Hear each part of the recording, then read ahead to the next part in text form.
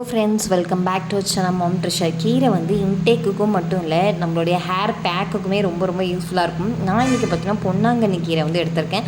So நான் வந்து கீரையை மட்டும் நான் வந்து செஞ்சுருக்கேன். இந்த கீரையோட தண்டை நீங்கள் வந்து போட்டு பொரிக்கிறதுக்குனாலும் நீங்கள் பொரிச்சிக்கலாம். அப்படி டைம்ன்ற பட்சத்தில் அந்த தண்டும் கத்தாழையும் ஆட் பண்ணிக்கிறேன். ஆட் பண்ணிட்டு நல்லா நான் வந்து மிக்சியில் போட்டு அரைச்சிக்கிட்டு இது கூட நான் வந்து எக்கோடைய ஒயிட் இருக்கு இல்லையா, ஸோ அதையும் நீங்கள் ஆட் பண்ணிக்கலாம்.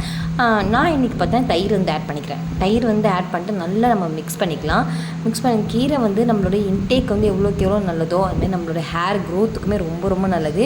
ஸோ இது மாதிரி நீங்கள் வந்து கீரைலாம் செஞ்சுட்டு அந்த தண்டு நம்மளால் செய்ய முடியல அப்படின்ற பட்சத்தில் இதுமாதிரி நீங்கள் வந்து ஹேர் பேக்கை வந்து ட்ரை பண்ணி பார்த்துட்டு உங்களுடைய ஃபீட்பேக் என்னன்றது என்னோட கமெண்ட் செக்ஷனில் கமெண்ட் பண்ணுங்கள். நான் இதில் வந்து தயிர் வந்து ஆட் பண்ணிட்டு ஸோ இப்போ வந்து என்னுடைய ஹேர் ஃபுல்லாக வந்து அப்ளை பண்ணிட்டு ஒரு 1/2 hour கிட்ட வெயிட் பண்ணிட்டு நான் வந்து ஹேர் வாஷ் பண்ணிவிட்டு வந்து காட்டுறேன்.